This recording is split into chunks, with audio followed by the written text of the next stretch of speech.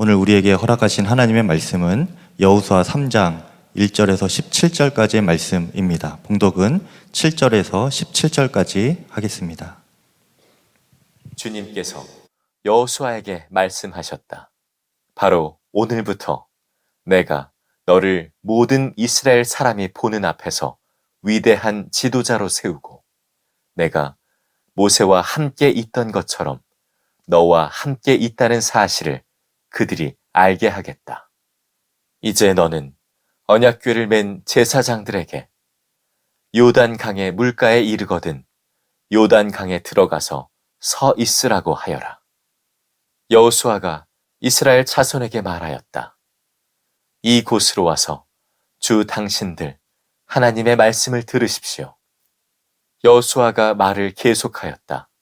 이제 이루어질 이 일을 보고 당신들은 살아계신 하나님이 당신들 가운데 계셔서 가나안 사람과 헷 사람과 히위 사람과 브리스 사람과 기르가스 사람과 아모리 사람과 여부스 사람을 당신들 앞에서 쫓아내신다는 것을 알게 될 것입니다. 온 땅의 주권자이신 주님의 언약궤가 당신들 앞에서 요단강을 건널 것입니다. 이제 이스라엘의 각 지파마다 한 사람씩 12사람을 뽑으십시오. 온 땅의 주권자이신 주님의 궤를 맨 제사장들의 발바닥이 요단강 물에 닿으면 요단 강물, 곧 위에서부터 흘러내리던 물줄기가 끊기고 둑이 생기어 물이 고일 것입니다. 백성이 요단강을 건너려고 자기들의 진을 떠날 때에 언약궤를 맨 제사장들이 백성 앞에서 나아갔다. 그 궤를 맨 사람들이 요단강까지 왔을 때에는 마침 추수기간이어서 제방까지 물이 가득 차올랐다. 그 궤를 맨 제사장들의 발이 요단 물가에 닿았을 때에 위에서부터 흐르던 물이 멈췄다. 그리고 멀리 사르단 근처에 아담 성읍에 둑이 생겨 아라바의 바다, 곧 사해로 흘러가는 물줄기가 완전히 끊겼다. 그래서 백성들은 여리고 맞은 쪽으로 건너갈 수 있었다. 온 이스라엘 백성이 마른 땅을 밟고 건너서 온 백성이 모두 요단강을 건널 때까지 주님의 언약궤를 맨 제사장들은 요단강 가운데의 마른 땅 위에 튼튼하게 서 있었다. 우리가 성경을 읽고 더 깊은 은혜를 받기 원한다면 항상 성경 그 사건 속에 내가 있다는 생각을 하는 일이 참 좋은 방법입니다. 오늘 우리는 너무나 유명한 이스라엘 백성이 요단강을 건너는 사건이 있는 여호수아 3장을 함께 은혜를 나눌 때 동일하게 여러분이 그때 요단강 동쪽편에 있었던 이스라엘 백성들 안에 여러분이 서 있으면서 또 요단강을 실제로 건너는 무리들 속에 있다는 상상을 하면서 한번 오늘 말씀에 귀 기울여 보시기를 바랍니다. 이스라엘 백성들이 가나안 땅 들어가는 일이 참 두려운 일이었지만 정탐꾼의 보고를 듣고 그들에게 믿음이 생겼습니다. 가나안 땅 거민들이 우리를 더 무서워하는구나. 그래서 그들이 가나안을 향하여 행진하기 시작을 합니다. 믿음인 거예요. 믿음은 우리를 움직이게 만듭니다. 믿는 쪽으로 가게 만드는 거죠. 그러나 그들 앞에 어떤 군사가 서 있었던 것도 아니고 또 여호수아가 맨 앞장서서 간 것도 아니었고요. 그들이 처음 가보는 길, 요단강을 지나 가나안 땅으로 들어가는 그 길을 갈 때 맨 앞에 언약궤를 맨 제사장들을 맨 앞에 세웠습니다. 그 말은 우리는 갈 길을 알지 못하지만 하나님의 약속을 붙잡고 갑니다. 그런 신앙 고백이었던 거죠. 그들이 가나안 땅을 향하여 가는데 앞에 이제 요단강이 펼쳐집니다. 요단강을 건너야 가나안 땅인 거예요. 그런데 요단강이 물이 가득했습니다. 그 시기가 보리 추수 때여서 비가 많이 오는 계절이었고, 그래서 요단강에 물이 그 제방 뚝까지 가득했다고 그랬습니다. 건널 수 없다는 뜻입니다. 물론 장정들 중에는 헤엄을 잘 치는 사람은 건널 수 있겠지만 노약자, 어린아이들 건널 수 없는 대물이었던 거죠. 자, 그때 하나님께서 여호수아에게 다시 한번 약속하십니다. 7절 말씀에 보면 내가 모세와 함께 있던 것처럼 너와 함께 있다는 사실을 그들이 알게 하겠다. 그러면서 그 요단강을 건너라는 겁니다. 언약궤를 맨 제사장들이 그 물이 제방까지 차서 흐르는 그 요단강에 발을 내디디라는 거예요. 그러면 요단강이 그 물이 마르겠다. 흐름이 그치겠다. 하나님이 그렇게 하시겠다고 약속하셨어요. 언약궤를 맨 제사장들에게 여호수아가 그렇게 명령합니다. 요단강에 발을 내디디라. 그리고 제사장들이 순종의 걸음을 내디딥니다. 그때 요단강이 정말 딱 그치는 거예요. 그 강물 흐름이 그쳐버리는 겁니다. 그리고 마른 땅이 되고, 그래서 이스라엘 백성들이 요단강을 건넙니다. 자, 하나님께서 요단강을 건널 때 왜 이런 방법을 쓰셨을까 하는 질문이 생기게 됩니다. 이유는 이제부터 이스라엘 백성들이 가나안 땅에 들어가서 그들이 가나안 족속을 다 내어 쫓는 과정에서 꼭 이와 같이 해야 하기 때문에 그렇습니다. 하나님의 말씀에 철저하게 순종의 걸음을 디디면 반드시 하나님이 그 이스라엘 백성과 함께 하시고 그 가나안 족속을 다 내어 쫓아 주시겠다는 겁니다. 10절에 이렇게 말씀했습니다. 여호수아가 말을 계속하였다. 이제 이루어질 이 일을 보고 당신들은 살아계신 하나님이 당신들 가운데 계셔서 가나안 사람과 헷 사람과 히윗 사람과 브리스 사람과 기르가스 사람과 아모리 사람과 여부스 사람을 당신들 앞에서 내어 쫓아내신다는 것을 알게 될 것입니다. 사실 이스라엘 백성들은 요단강을 건널 필요도 없이 아주 수월하게 벌써 일찍 38년 전에 가나안 땅 들어갈 수 있었어요. 이스라엘 백성이 홍해를 건널 때 그때는 이스라엘 백성이 할 일이 아무것도 없었습니다. 모세가 이스라엘 백성들에게 이렇게 지시했어요. 출애굽기 14장 13절에 너희는 두려워하지 말고 가만히 서서 여호와께서 오늘날 너희를 위하여 행하시는 구원을 보라. 이스라엘 백성들에게 있어서의 믿음은 그냥 가만히 있는 것이었어요. 그래서 하나님이 하신 일을 보기만 하면 되는 것이었습니다. 이것이 홍해를 건너는 믿음의 역사였어요. 우리에게도 이와 같이 우리가 아무것도 하지 않고 그저 가만히 서서 하나님이 하시는 일을 보기만 하는 믿음이 필요합니다. 예수님의 십자가의 구원의 은혜, 우리가 할 일이 뭐가 있나요? 우리는 그냥 하나님이 하신 이 엄청나고 놀라운 십자가의 은혜를 바라보며 믿기만 하면, 그러면 우리는 다 구원받습니다. 홍해를 건널 때 그렇게 하셨어요. 그리고 이스라엘 백성들이 이제 광야로 들어가서 2년이 지나고 그들이 가나안 땅에 가장 가까이 갑니다. 가데스 바네아라는 곳에, 그게 가나안 땅과의 접경입니다. 가장 빠른 길로 가면 그 길로 들어가면 되는 거예요. 2년 만에 가나안 땅에 들어가는 겁니다. 하나님께서 이스라엘 백성들에게 명령해요. 신명기 1장 21절에 주저하지 말고 두려워하지 말고 약속한 그 땅을 차지하라. 이제 가나안 땅에 발만 내디디면 하나님이 그 땅을 주시겠다는 거예요. 그런데 정탐꾼들이 보고한 내용을 듣고 그 가나안 땅의 거민들은 엄청나게 크고 강하더라. 성읍은 너무나 견고하더라. 우리는 메뚜기 같더라. 그 말에 그만 이스라엘 백성들이 간담이 녹아서, 아니 그냥 그 땅에 들어가기만 하면 되는데 홍해를 가르신 것처럼 들어가기만 하면 그 땅을 주시겠다는데 그걸 못한 거예요. 그리고 울고 불고 난리도 아니었어요. 우리 여기서 다 죽었구나. 그리고는 그들은 38년 동안 그 광야를 헤매고 다 죽습니다. 그리고 그 자녀들만 이제 요단강 앞에 온 거예요. 이제 다시 요단강 앞에 온 겁니다. 이 요단강 건너가면 가나안 땅이에요. 하나님께서 먼저 순종의 걸음을 내디디라. 가데사 바네아 때와 똑같아요. 먼저 걸음을 내디디라.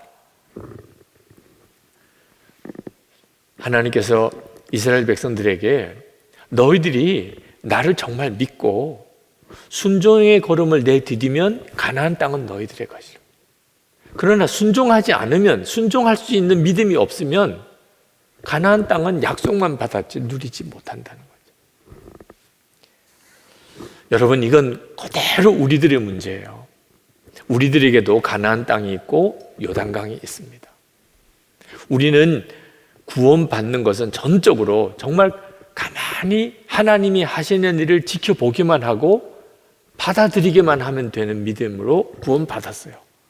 예수님께서 십자가에 죽으시고 사흘 만에 부활하셨습니다. 그 예수님이 나의 구주인 걸 믿기만 하면 우리는 구원받아요. 그러나 약속하신 가나안의 축복은 이제부터 순종의 믿음으로 주님을 따라가야 됩니다.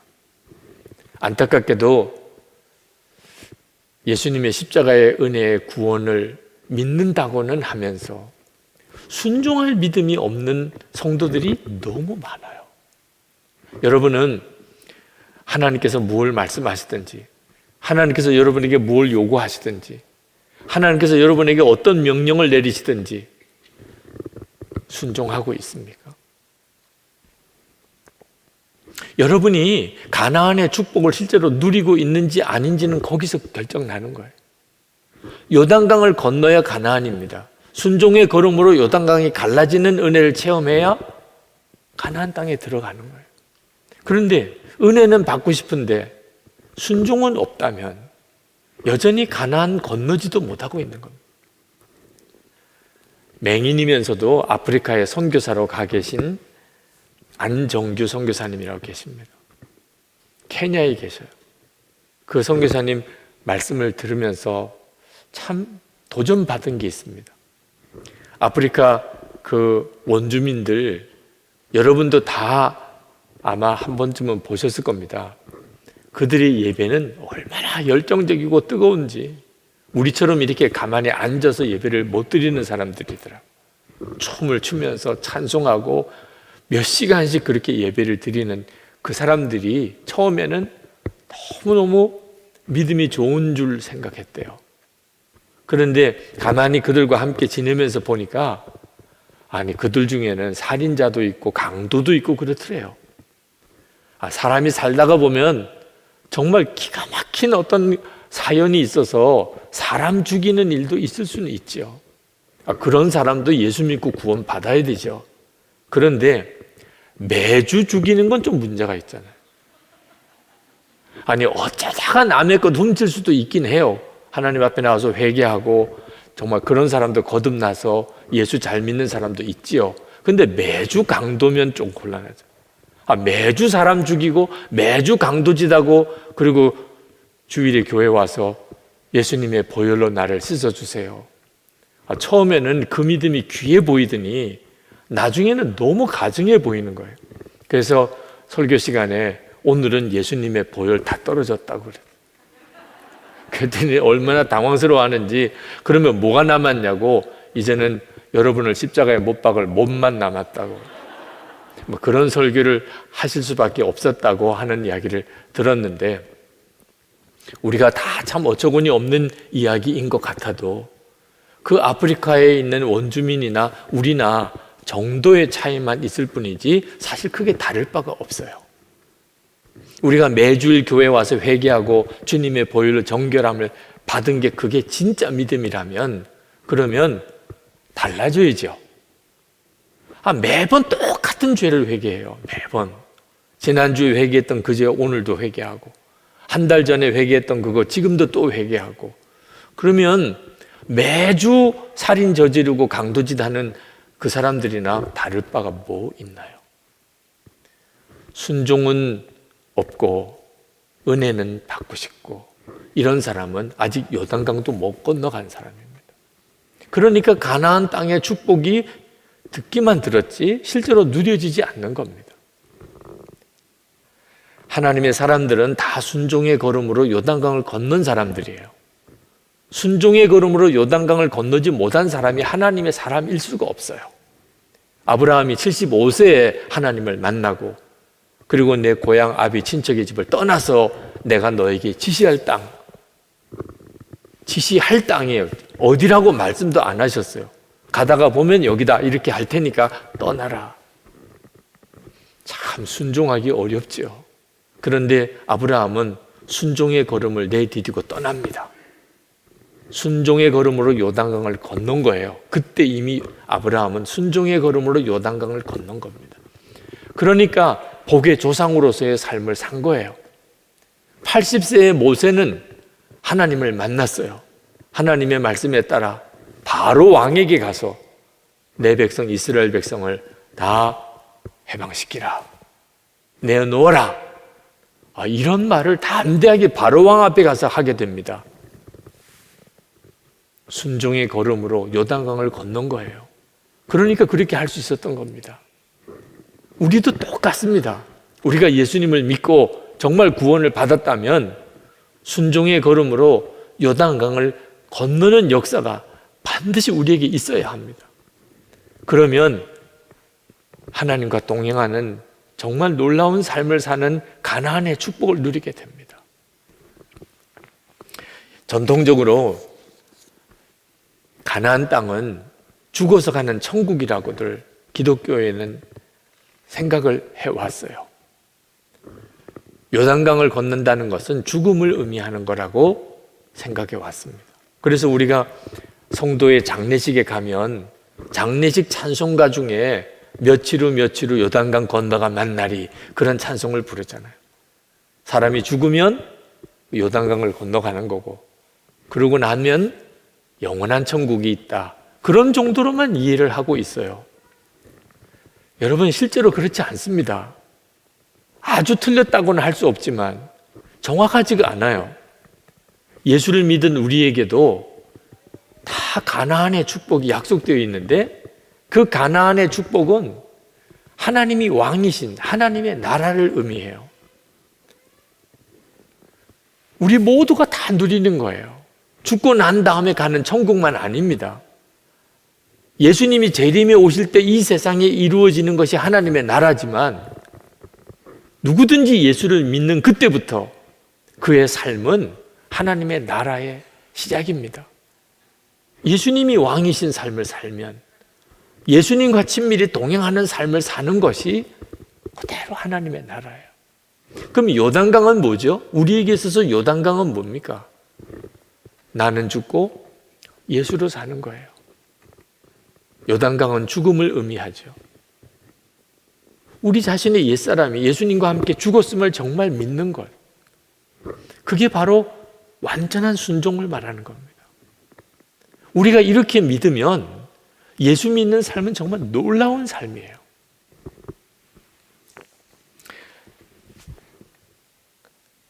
여러분의 일상의 삶 속에서 나는 죽고 예수로 사는 순종의 삶을 사는 것은 정말 중요해요. 여러분, 일상의 삶 절대로 우습게 생각하면 안 됩니다. 칼빈은 이 세상은 하나님의 극장이라고 이런 표현을 썼는데, 실제로 우리의 매일매일의 삶은 하나님의 극장과도 같아요. 하나님이 만드시고 연출하시고 하나님이 모든 것들을 배역을 정하시고 하나님의 스토리를 써가는 정말 기가 막히는 하나님의 극장이에요. 제 삶도 여러분의 삶도 어제나 오늘이나 내일이나 우리는 매일같이 하나님의 드라마를 보는 거예요. 하나님의 극장을 보는 거예요. 이게 하나님의 계획이에요. 예수님을 믿고 우리가 이런 삶을 살도록 하나님이 디자인하신 거예요. 아침에 눈을 뜰 때 정말 하루가 기대가 되는 거예요. 기가 막힌 오늘 하나님의 한편의 어떤 연극을 보는 거죠. 그런데 안타깝게도 실제로 그렇게 매일 하나님의 극장을 보는 감격을 누리는 성도는 너무 드물어요. 예수를 믿기는 했는데 여전히 매일매일의 삶은 두려움과 혼란, 낙심, 염려로 점철되어져 있어요. 코로나19 때문에 더 그런 점이 우리 가운데 더 짙게 드려져 있어요. 매일매일이 두려워요. 매일매일이 혼란스러워요. 여러분, 요단강 강물에 발을 처음 디딜 때 제사장들의 심정은 어땠겠어요? 지금 강둑까지 물이 가득 차 있어요. 거기에 먼저 발을 내디디라는 거예요. 그때 제사장들은 얼마나 두렵기도 하고 얼마나 갈등도 되고 얼마나 혼란스럽기도 하고 그들의 마음이 얼마나 어려웠겠어요. 지금 여러분들이 살아가는 삶이 그렇게 두렵고 염려가 되고 혼란스럽습니까? 그럼 여러분은 지금 요단강 앞에 있는 거예요. 지금 여러분 앞에는 요단강이 흐르고 있는 겁니다. 여호와의 법궤를 짊어졌던 제사장들이 똑같은 경험을 했던 거예요. 그런데 그들은 순종의 한 걸음을 내디뎠어요. 그리고 역사가 일어난 겁니다. 깜짝 놀라는 일이 벌어진 거예요. 요단강이 그쳤어요. 마른 땅이 열렸어요. 그리고 법궤를 메고 강 한복판에 서서 이스라엘 백성이 다 지나가는 것을 보았어요. 지금 우리들이 그와 같은 하나님의 인도하심을 받고 있는 거예요. 순종의 걸음이 필요해요. 여러분, 농부가 봄에 씨를 뿌릴 때 만약에 농부가 눈에 보이는 것이 전부라고 생각했다면 씨 뿌릴 농부가 한 사람도 없어요. 지금은 비록 날씨가 쌀쌀한 봄이지만 이제 막 겨울을 지난, 그러나 이제 곧 여름이 오고 가을이 온다는 거예요. 지금 농부의 눈에 보이지 않지만 농부는 알지요. 그런 걸 믿음이라고 하는 거예요. 믿음으로 뿌리는 거예요, 봄에. 그리고 가을에 실제로 거두는 거죠. 예수 믿는 우리의 믿음의 삶, 순종의 삶이 그와 똑같은 거예요. 지금 내 눈에 보이는 것대로만 하면 아무것도 못하지요. 근데 예수님이 길이세요. 예수님 그분이 나와 함께 계시면 그것으로 충분한 거예요. 주님이 말씀하시면 순종할 뿐이에요. 우리에게 지금 필요한 것은 말 한마디라도 내가 하고 싶은 말을 하는 게 아니고 주님이 하라고 하는 말, 예수님의 마음을 품고 주님이 하라고 하는 말, 그 말을 하는 이런 순종이 필요한 거예요. 집에서 가족들끼리도, 여러분이 일터에서 전혀 하나님을 모르는 사람하고 거기서 함께 일을 한다 하더라도 말 한마디, 얼굴 표정 하나, 행동 하나까지도 오직 순종함으로만 하는 거예요. 그러면 요단강이 갈라지는 역사를 경험한다니까. 몇 주 전에 금요 성령 집회 때 밤에 부르는 찬송을 하나님이 기뻐하신다, 그 말씀을 전했어요. 그 후에 어느 분이 인터넷으로 예배를 드리신 분이 메일을 보내오셨어요. 그분은 음란에 사로잡혀 있었다고 했었습니다. 예수를 믿고 구원은 받았는데 음란에 사로잡혀 있는 것이 얼마나 참 영적으로 비참한 일이겠습니까? 마음속에 다시 음란한 생각이 확 치밀어 오르는데 그때 번개같이 두 가지 생각이 들더래요. 이런 음란에 탐닉하는 것은 순간적인 즐거움이지만 성령께 순종하는 것은 영원한 기쁨이라. 그리고 밤에 부르는 찬양을 하나님이 기뻐하십니다. 그래서 그분이 자기가 힘들 때 은혜 받았던 찬송을 부르기 시작한 거예요. 마음속에는 음란한 생각이 확 치밀어, 항상 그러면 음란에 무너졌대. 근데 찬송을 부르기 시작한 겁니다. 그가 불렀던 찬송가 가사가 참 귀하더라고요. 나 비록 넘어지며 흔들리지만 내 주 안에 거하며 나를 붙드시니 내 생각을 주께로 돌리고 주시는 평강의 옷을 입습니다. 비록 음란한 생각으로 이게 찬송인지 아닌지 본인도 헷갈릴 정도이지만 분명한 것은 찬송하라 하시는 성령의 감동이 자기 안에 있었다. 그래서 순종하고 찬송을 부르기 시작하다가 자기도 모르게 왈칵 눈물이 쏟아지더래요. 음란에 사로잡혀 음란한 일을 저지르던 자가 지금 내가 찬송을 부르고 있는 거예요. 그런데 더 마음에 놀라운 것은 그럼 내가 부르는 그 찬송을 누가 듣겠어요? 근데 우리 하나님이 들어주시더라. 늘 음란에 넘어지기 잘하는 그런 내가 부르는 찬송도 하나님이 귀 기울여 오직 그분이 내 찬송을 들으시는 분이더라. 한참을 울면서 찬송을 못했다는 거예요. 여러분, 지금도 순종의 한 걸음으로 요단강을 건너는 사람이 많습니다. 여러분이 진짜 주님은 역사하시나 내 삶에도 기적이 일어나나 순종의 한 걸음을 통해서 경험하시게 돼요.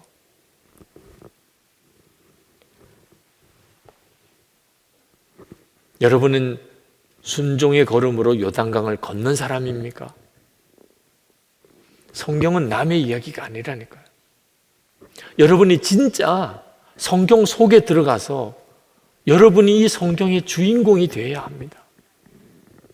나는 요단강을 건넌 사람일까?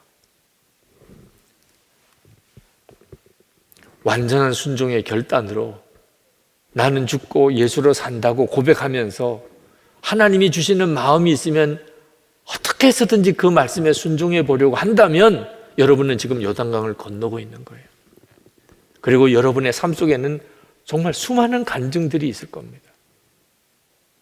그러나 순종의 결단이 없으신 분들은 홍해처럼 뭐 다 갈라지고 나면야 그러면 지나가긴 하겠지만 이런 분들은 가데스 바네아에서처럼 들어가기만 하면 주겠다고 해도 못 들어가요.